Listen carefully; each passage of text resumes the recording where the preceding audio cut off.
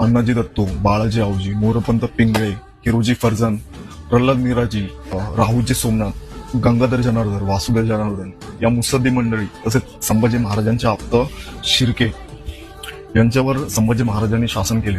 म्हणून ही लोक भ्याड, माघार घेणारे किंवा तजवीज करणारे किंवा फितुरी करणारे एवढ्यांची पुण्य तोडकी नव्हती की एवढे लोक विरुद्ध जातात.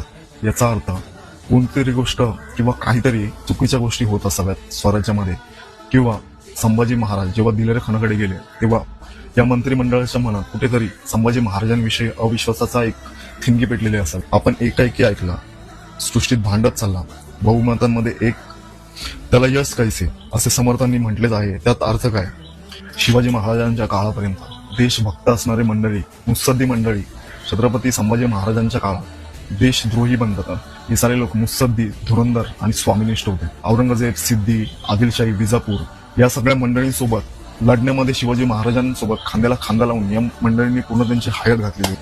असे काय घडले की औरंगजेबाच्या नावाने त्यांना कापरे भरले, ते तडजोडीची भाषा करू लागले? याचे उत्तर हे की भीतीचा प्रश्न नव्हता, हा नीतीचा प्रश्न होता, राजनीतीचा प्रश्न. औरंगजेबाचे अपार सैन्य महाराष्ट्रावर कोसळत असताना मुठभर मराठ्यांचे शौर्य रोखू शकणार नव्हते. तेथे शौर्याचे काम नव्हते, तेथे चातुर्याचे, शहाणपणाचे, सार्वसार्वी विवेकाचे, शक्य तितक्या विचाराचे काम होते. आणि जर शौर्य काम देत नसेल तर प्रसंग ओळखून माघार घेणे, तडजोड करणे हे जरूर होते.